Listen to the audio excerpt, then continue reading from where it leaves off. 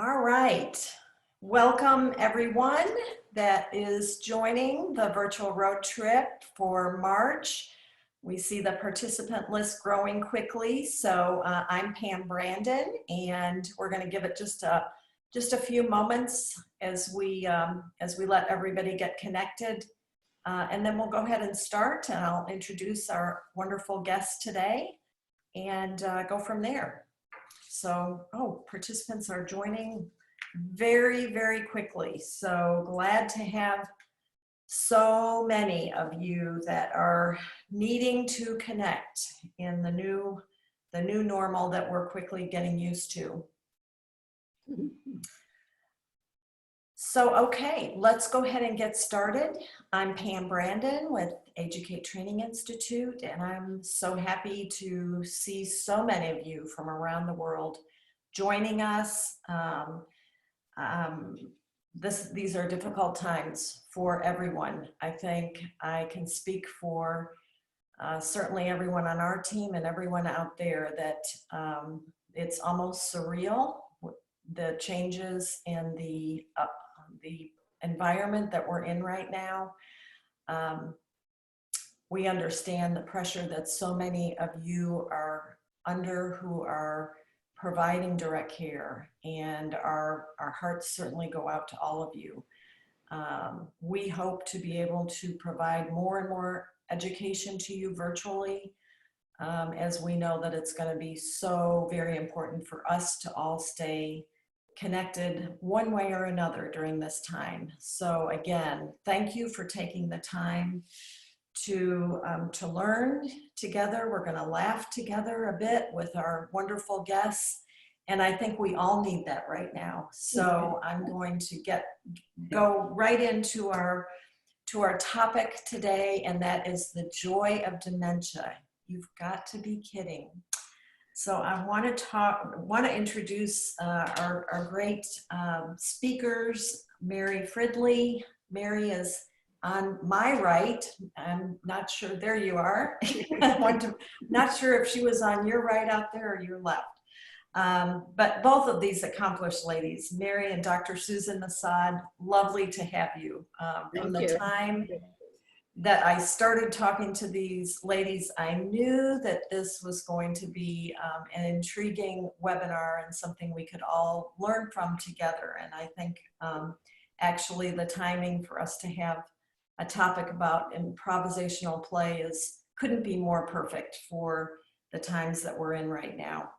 So both of you have outstanding and very interesting backgrounds. So I want to introduce you in a little bit more in depth for the audience out there. Mary is a pro bono director of special projects at the Eastside Institute in New York, and an accomplished teacher and workshop leader. She practiced social therapy for 12 years and continues to use a social therapeutic approach as an Institute faculty member.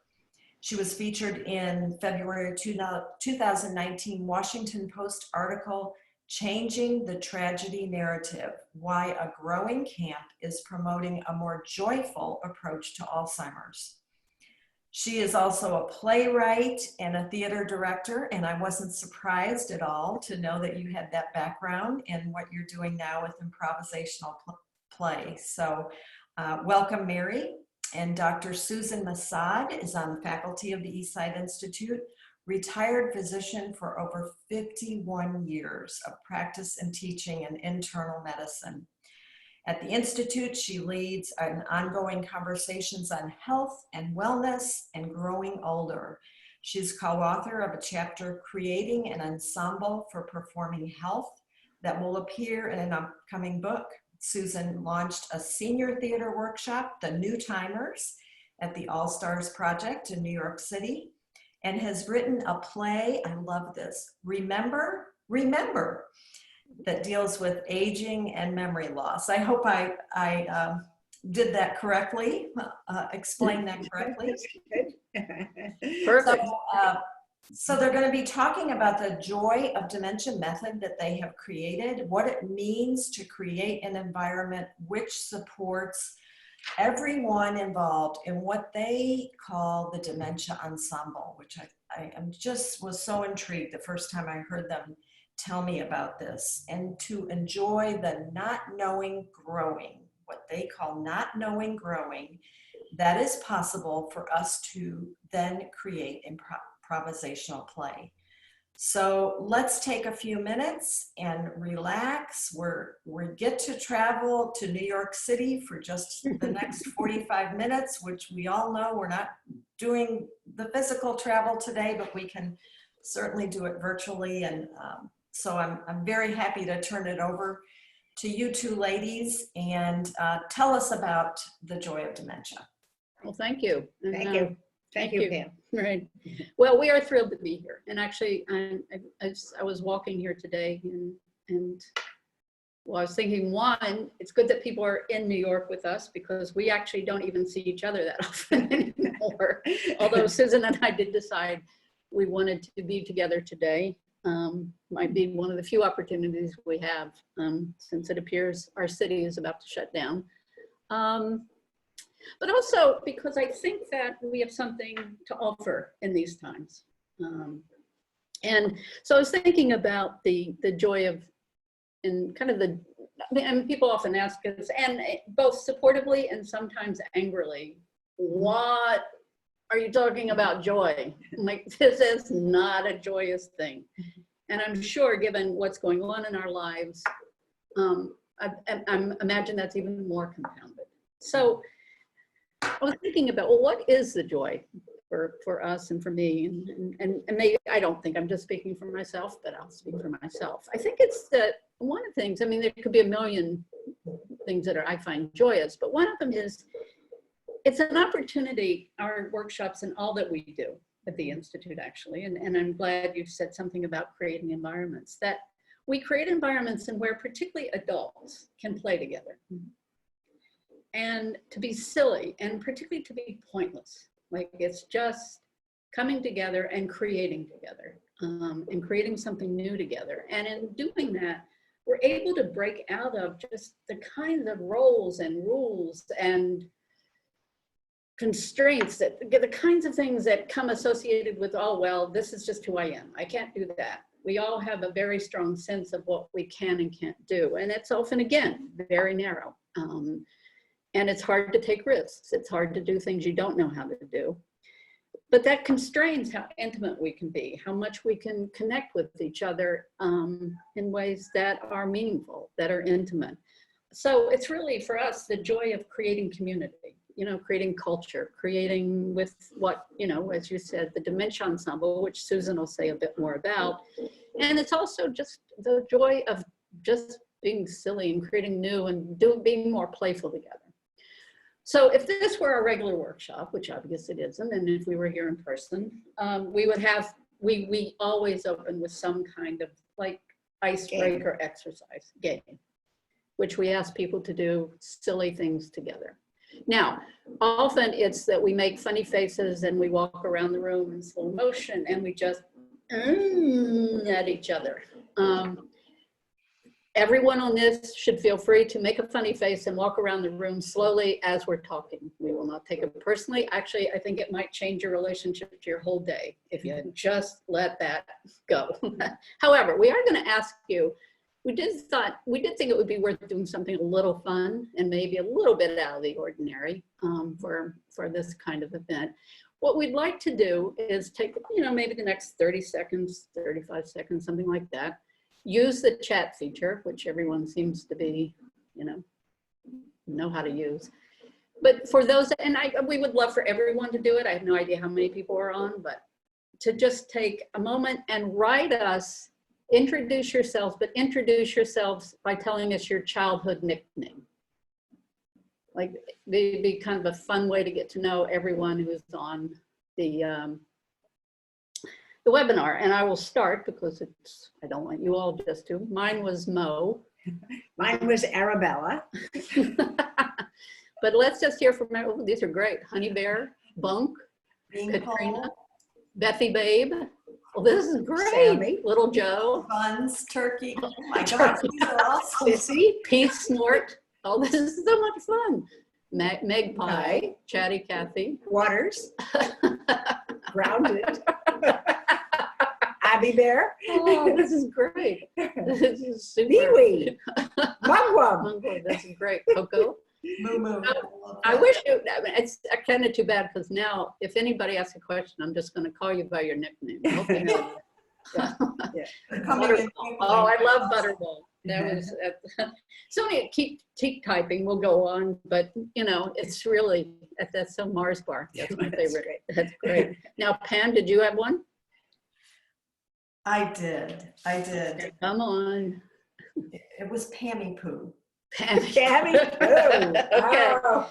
Well, Long story of that. I'm the last. okay. Well, no, actually, if this were live, I've done this before, and people talk about the why these were the. It is fascinating. Like, given that we're all sitting around not doing a whole lot these days, ask people. It is absolutely, and you just learn so much. It's just such a rich and fun way to learn about people and their histories. So, You know, I have to just interject here because you do so much with, you know, the reminiscence and evoking memories and how much pictures can do for people of any age. yeah. And just this little exercise here where we put ourselves back in our childhood, and it made us laugh and it made us think about our family, and what a great thing to have us be able to spark those memories and those emotions for just a short time. Yeah. And I agree. I think it is, and I guess I would in a friendly addendum, because I think to be sure it evokes a lot of memories and things. It's also a new way of being with each other in the moment. Because by and large, like again, we don't introduce ourselves. We don't tell people our childhood nicknames. So it's kind of a lovely way to kind of alter just for a moment. Oh, I see that person in us, because we just get so used to relating to people in a particular, and we think we know them, and we're just sure that, and particularly if you work with someone, if they're in your family, then we're just sure that we know who they are and everything about them. And I think that, so just to say a little bit more about kind of where we're coming from, and then I'm going to turn it over to Susan. See, I think that I think it's particularly meaningful to be here now, because I actually think, and again, before anyone jump on, I know they are not the same, what I'm about to say. However, I think there's something of a correlation between what's happening with the coronavirus and COVID-19 and dementia. I don't think they're not at all connected. And I think it's what we have to say today and do together today, I think is meaningful in this moment. I don't think it's just meaningful when we enter the realm of someone living with dementia. I think we're talking about how do we more playfully engage life. But these are both situations, and I think this is true for dementia, and I think it's true of the coronavirus, both in very, again, acknowledging not often at the same scale, but they are, in a way, both fairly dramatic breaks with the ways we know how to live our lives. And people respond to that. That in a way, people living with dementia aren't acting like we expect people to act. And again, particularly if we've known them for their whole lives. You know, they aren't performing the ways they've always performed, and their loss of cognitive functioning is particularly disorienting. Obviously, there's a lot of uncertainty. There's a lot of not knowing. And I think that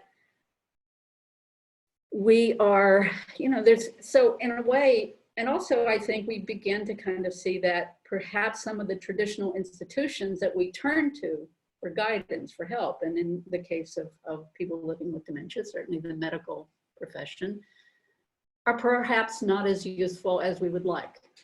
And that's not a sweeping condemnation of the medical profession, but our institutions are kind of not functioning quite the ways that are most helpful for people being able to live our full and our full lives. And one of the things that I was thinking is that, and you had said this, Pam, and there's a real pull to want to go back to normal. And of course, we hear that all the time. Our politicians will say that, and in some ways we embody that, and I think it's very relevant to the dementia world. But I think Susan and I are, and this may sound strange, it might be, maybe, and feel free to be provoked or angered or whatever, it's fine. But I actually think, I don't know that it's helpful for us to return to normal. I actually would rather us prepare ourselves now and develop the tools and life skills and approaches that we need to actually not do normal. Because if you think about it, normal is what gets us into trouble in the first place. So I don't, and a very real way, and I think it's what happens with people living in dementia. And I know this because, you know, my mom passed away from complications of dementia. Susan's sister is currently living with dementia and is entering a later stage of that process. But I think that there's a pull to want to keep fitting them into our lives and fitting them into the lives that we know and are comfortable with and don't upset us and aren't, you know, challenging to us and morally, psychologically, emotionally, socially, whatever. And I think that, and we're not alone in this at all. I mean, and I'm hoping there are some people out there who are nodding their heads. However, I think if we're going to upend, if you will, normalcy in a way that allows us to kind of connect and be intimate in ways that have more to do with what that human being and the human beings around us need, we need to do something different. We need to, and this is where, you know, Pam, you mentioned the not knowing growing. Can I think that, Can I ask you go ahead. real Sure. quickly as we're talking about this, because I think it also really relates to what so much of us, particularly those of you out there who are care partners, and whether it's professional or family care partners, that so much of the philosophy of Joy of Dementia and the Dementia Ensemble is making a more spontaneous environment of playfulness and joy and living in the moment, which is what we have, right, with people with dementia. Mm-hmm. And not only the environment, the positive environment that it creates for people living with dementia, but their care partners and the stress relief. And we all know that the stress of our care partners is as equally as important as the, you know, the stress that residents feel, particularly right now with the situation that they are in. So I didn't mean to interrupt, but it really struck a chord with me, Mary, what you were saying about spontaneity. I'd love to hear how you and others are responding. Yeah. Yeah. I think that leads or probably is a good segue into what we're calling the Dementia Ensemble. As you said, I was a physician for 50 plus years. Especially in the last 10 years of my career, all of a sudden there was dementia in the world and people were coming into the office saying, what am I going to do? What am I going to do? How am I going to do this? And the medical profession, I think, was as unprepared as everybody else. Had no, you know, in spite of the millions of dollars of pharmaceutical research, the medical model has not proven to be a benefit. And I think partly it's, you know, this is related to, in some ways, the unpredictability, that you could call it weirdness, the ever-changing nature of this phenomena called dementia, and of all kinds, and not just Alzheimer's. And that we came to the realization from our own experiences, but also from working with a lot of different people, that who's the patient here? Where does this condition reside? And if you just take a medical approach, it's the person who is diagnosed with dementia.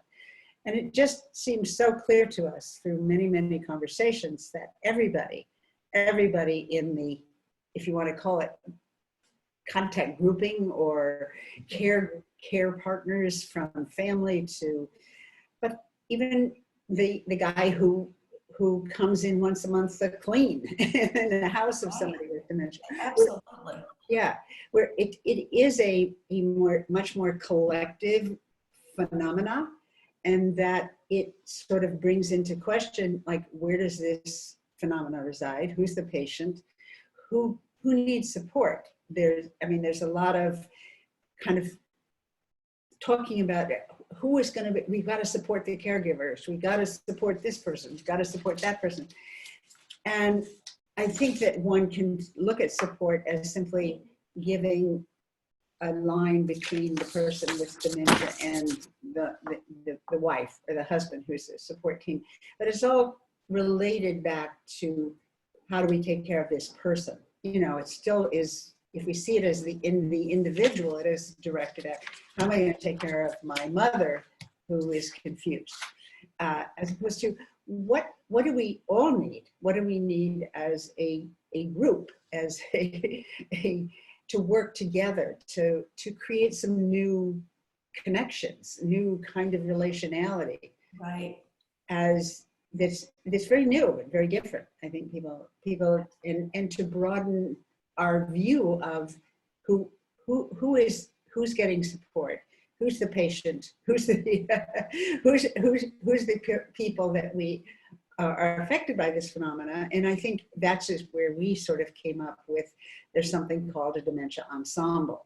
If we are sort of bringing a performatory approach, play approach, the ensemble seemed like a very good descriptor for the number of people. It's not a thing though, it's an activity. It's an activity that we can all engage in creating something new. Yeah. One of the comments, did you see that came through from Sam? I'm reminded of my improv teacher, who talks about finding the joy of your experience. I guess this is taught in improv. I'm sure Mary you know this. And I love that, the joy of the experience right now that's happening. Yeah. And well, I think that statement. Just say I think that there is a particular joy, and to build off of what Susan was saying. It's funny because we self-consciously use performance and theatrical language in our work, and because we think that actually captures better the socialness and the performatorialness of our lives. We are performers. Human beings are performers. Now, do we lose our connection with that as we get older? Yes. As adults, we're much more supported to carry out the roles and the rules and to behave more so than we are to perform. And that's why I think, coming back to what, again, you had mentioned in the opening, Pam, we have to create environments. We have to create in stages in which people can do something new. It doesn't come naturally. What we're talking about is not natural. So we take very seriously that we are not saying to people, oh yeah, go live in the moment. We don't know how to live in the moment. I mean, my gosh, we're, as human beings, I love human beings. And let's just talk Western culture, but we suck at being in the moment. And I mean, we're always going, and when we speak, even when we speak with each other, we're already, like, you'll say, well, how are you? Well, you're either on your way to your next thing, or you think you don't really care what the other person is saying anyway, or conversation has just become about, okay, I'll express my opinion, you express your opinion. So what does it mean? And in fact, there's a wonderful improvisationalist called Karen Stobie, who, if people are not familiar with her work, learn about her. She is fantastic. I don't know if she was the first person to really bring improvisation to the forefront, but we're saying she is. So really, if somebody can disagree with us, fine. But one of the things she says, the characteristics of a great, and I'm reading this, so that's the characteristics of a great improviser: adaptability, flexibility, listening, acceptance, courage, selflessness, generosity, trust, are also the characteristics of a great care partner. and we've added and a great human being. So how do we do that? What kinds of environments do we need? What do we need to do to come together and be able to be more improvisational together? Because I think our current situation in the world, even before COVID-19, I mean, I appreciate how much it has disrupted, but it's disrupting an already disrupted system. And I think that for me, I think learning how to be more improvisational in our lives I would rank it right up there as one of the most important life skills we could be learning at this moment. But the other thing I was thinking about the ensemble is if everybody is part of creating the ensemble, including the person living with dementia, then everyone plays a role, but they play the role and they give what they can give. But it kind of immediately alters your relationship to this whole thing about the stigma or the fear or the humiliation of being someone who can no longer talk or can no longer carry out a lot of functions that we come to expect as kind of what makes us human. But on the stage, think about it. I mean, I'm guessing everyone here has probably gone to the theater. Often in plays, and I find these people most fascinating. There are actors who don't say a word, but they're as much a part of the ensemble as anyone else on stage. And when everyone comes out at the end, they all bow, and they play a very critical role to the whole of creating that performance in that play. And I think if that is what we were able to bring into, in even a modest way, our living, and particularly people living with dementia, I think our relationship to it would change dramatically, because then it's everybody's supported to give what they can and give all that they can. And I happen to think, as someone, I believe Doreen said, people living with dementia have a lot to give. I mean, it's simply not true that there are many positive opportunities, which you said, Doreen, and we really believe that. And I think that improv play, the being in the moment of of our relationality, is in some ways gives us the best shot of being able to discover what those opportunities are. The intuition, imagination, creativity.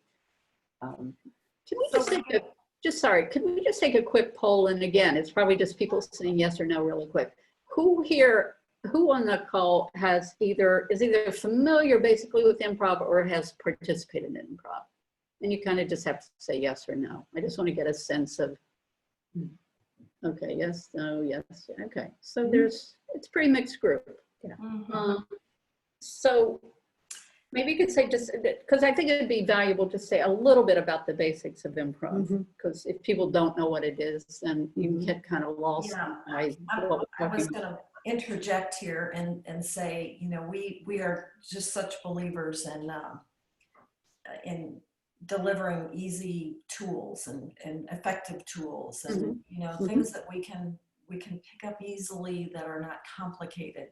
Yeah. So I want to see you two in action for just a little bit before because you're such professionals on this. I think you would like to see, because I'm, for one, can say I'm not very experienced with improv. I was never involved in that. Let's so do a little improv but Pam, you're going to be part of this. You're part of it. Oh, I am? Oh. Yeah, because I think it's a little harder to do with two people. Yeah.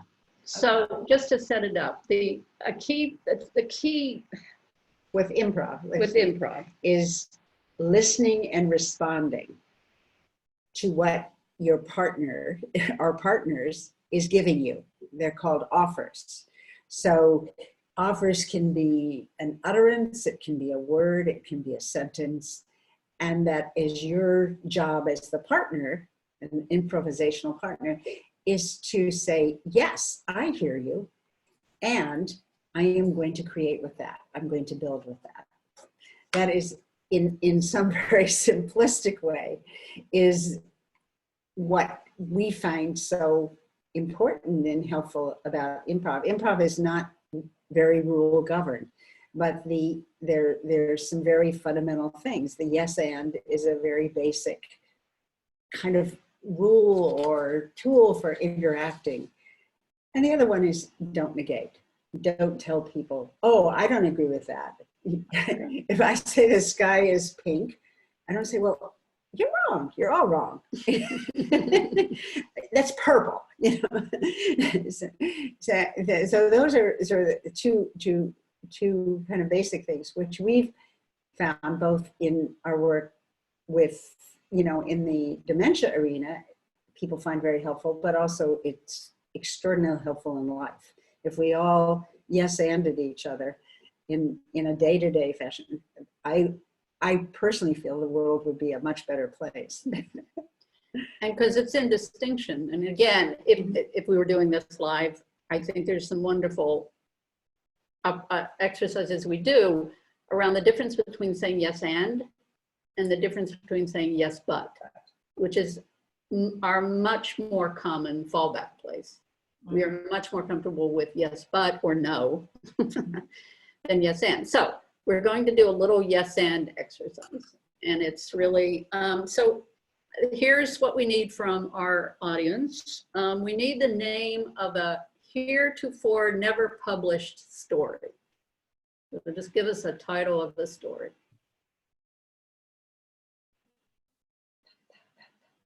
Okay, the first one was this, oh, I'm gonna go with The Sad Sardine. Okay, so the story is The Sad Sardine. So the three of us will do it. And again, it's a one word, and for the purposes of this, you say one sentence, and the sentence you begin with yes and, except for the person who begins it. So I will begin, and we'll just kind of play with it. And again, don't worry about doing it right, wrong. I mean, that's. Well, that's good, because I wrong. So in fact, it'll be helpful if we all just do it wrong, but then people, okay. So I will start.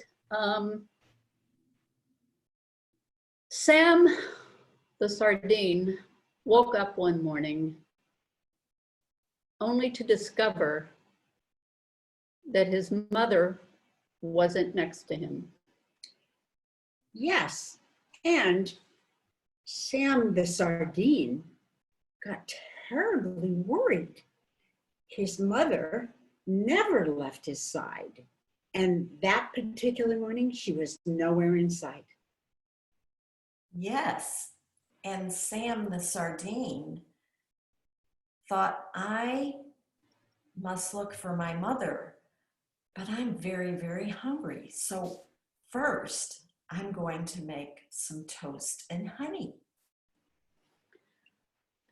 So after making, oh yes, and after making the toast and honey, Sam the sardine got a call on his little fish cell phone from his friend Alice the snail, sea snail. Yes, and Alice the sea snail said, Sam, you can't believe what I saw this morning. I saw your mother out cavorting with an eel. Yes, and your mother was having so much fun with the eel that they were laughing and joking. And Sam, I think that your mother is fine. She's just out with the eel. Okay, let's what are we in that here?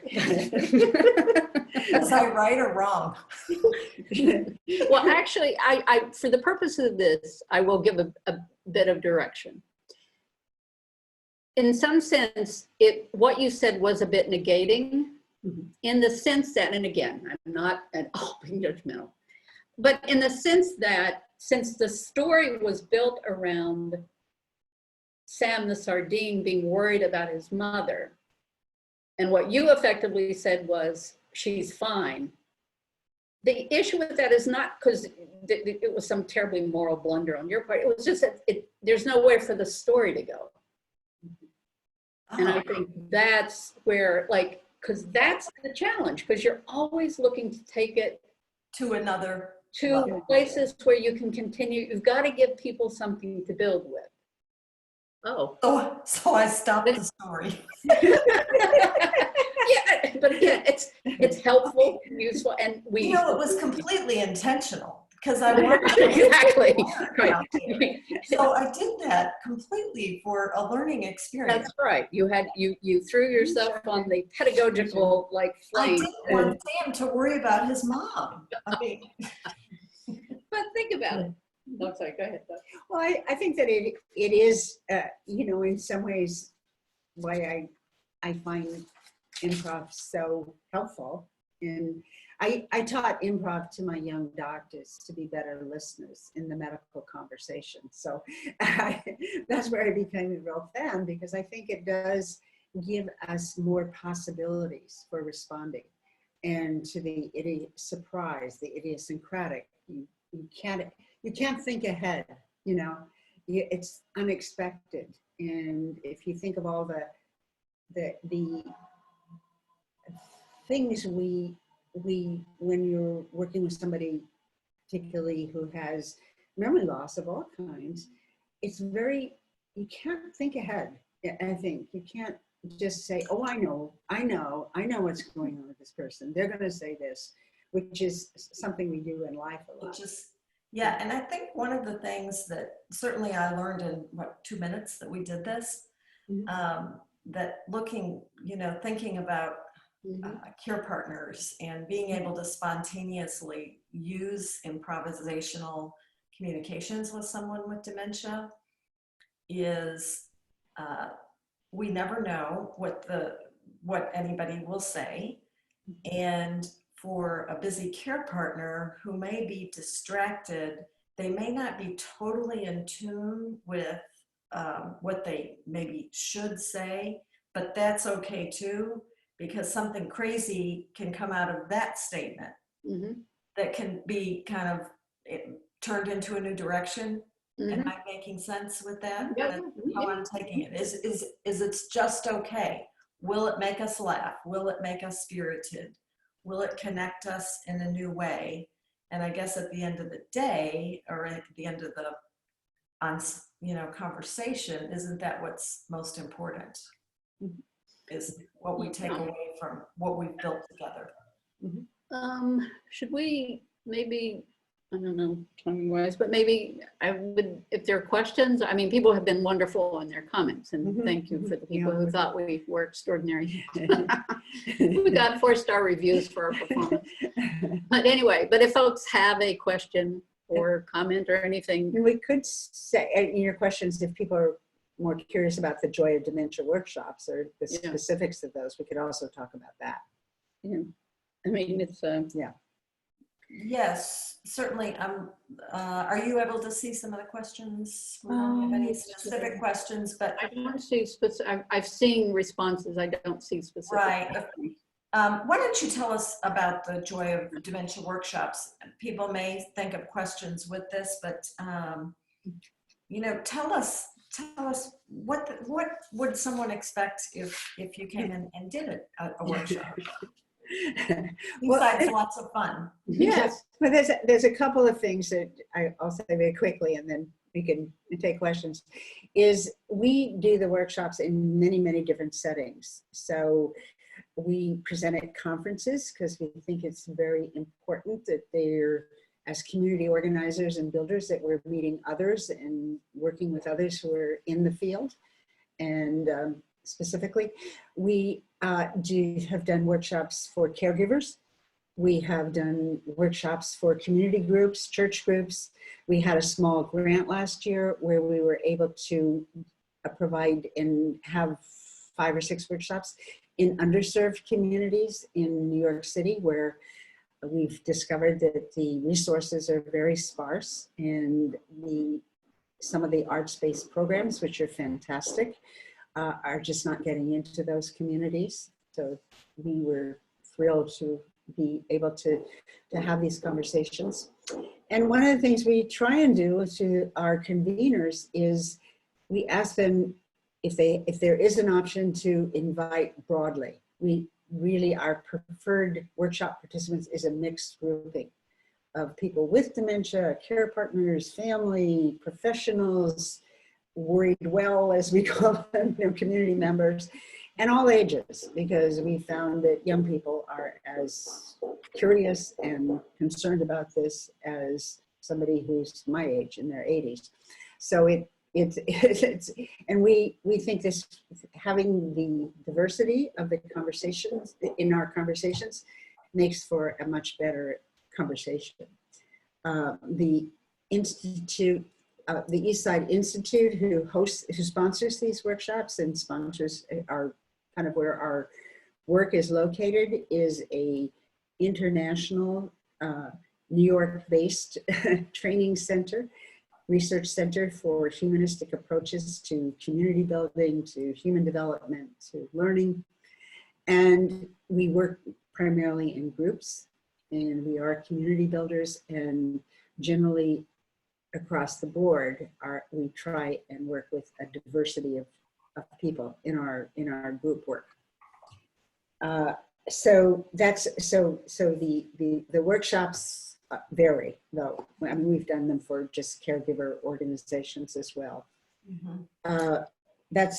We always want to start and build with performance and improvisational play, as we call it. And because both what we found is that creates an environment for people to be able to open up if we're doing something together, whether it's just doing the walk around that Mary said, funny faces, or whether we're doing a yes and story. It is that activity of playing together that I think gives people an opportunity to sort of get out of some of their expectations or beliefs. People, we found, talk about things that they have never spoken about before, even though oftentimes people share many of the same attitudes and beliefs. And finally, the workshops are conversational. That is what even though we might have some outline of what we might do to begin with, we are always creating those workshops as we go along. They're not prescribed. It often is based on what we've discovered people want and need.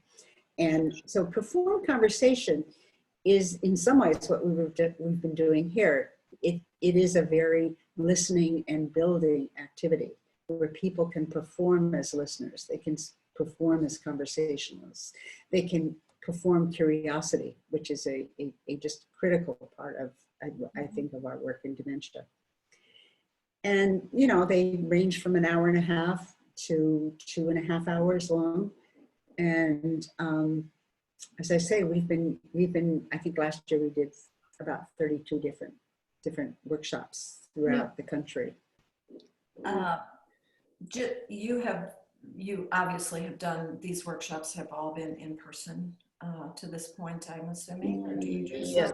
online? Although now we will probably begin doing more online since all our in-person workshops have gotten canceled. So Yes. we will figure, and this is actually a very helpful kind of exercise for us, because we're gonna have to figure out how to adapt everything, to do that.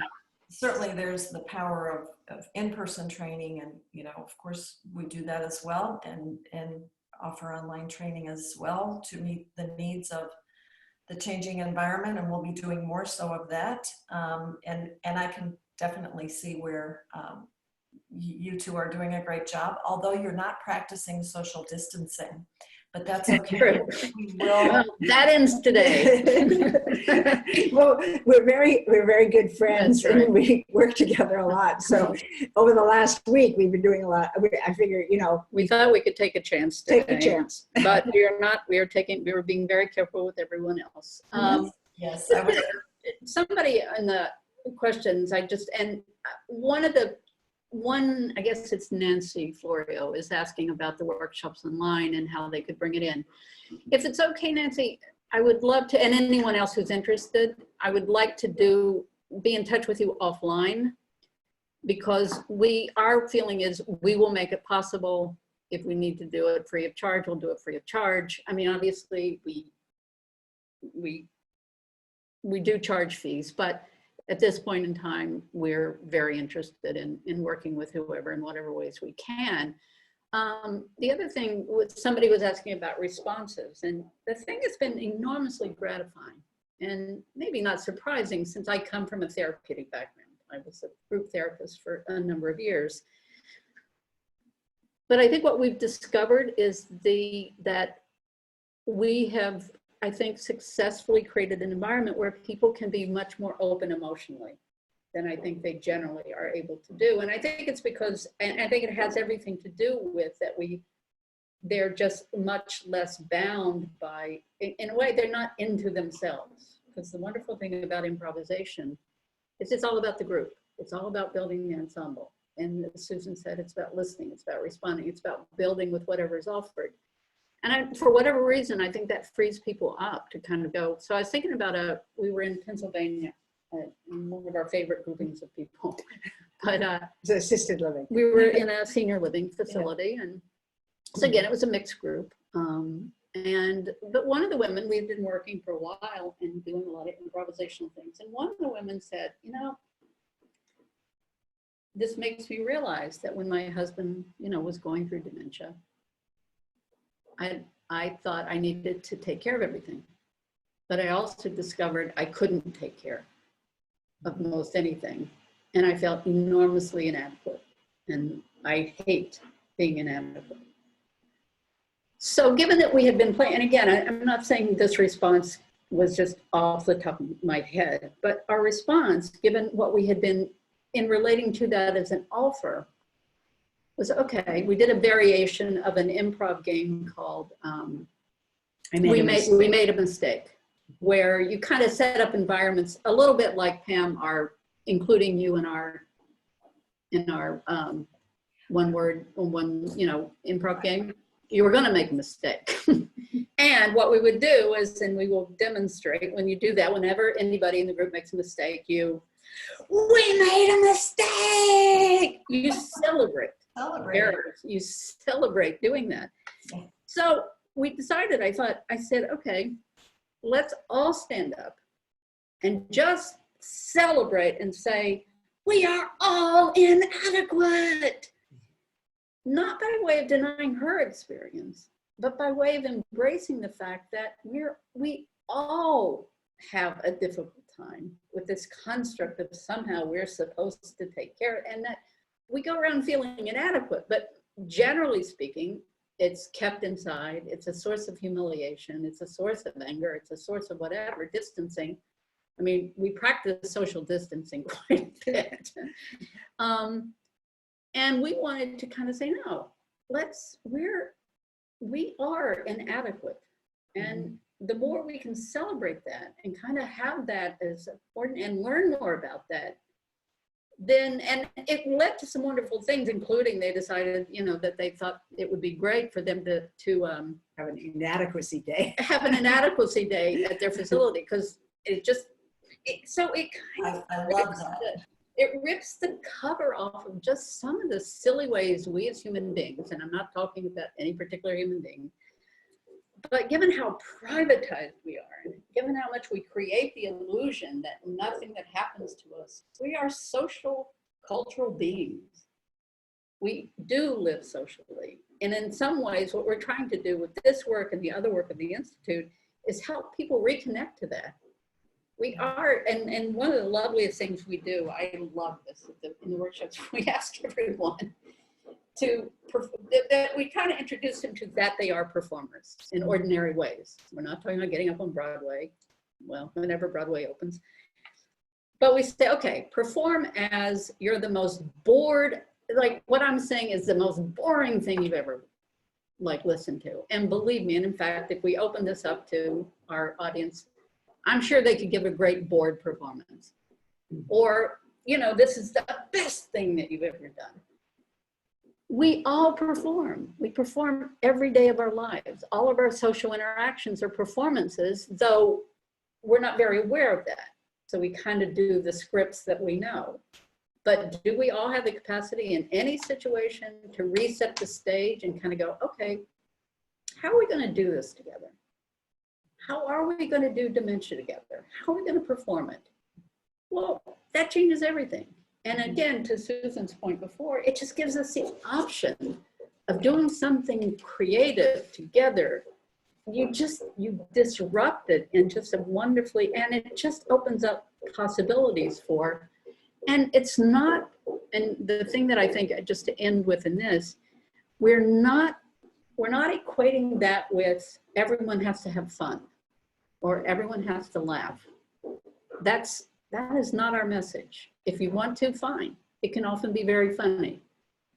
But the playing is really, in a way, it's a much, I don't want to say deeper because that sounds pretentious.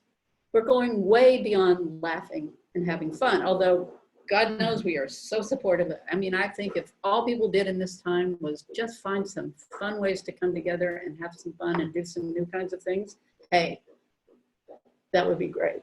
But I think for our because the message that I think we have is that if we're going to create new performances of dementia, then all of us have to grow. It's not going to just happen because we're not equipped to do it.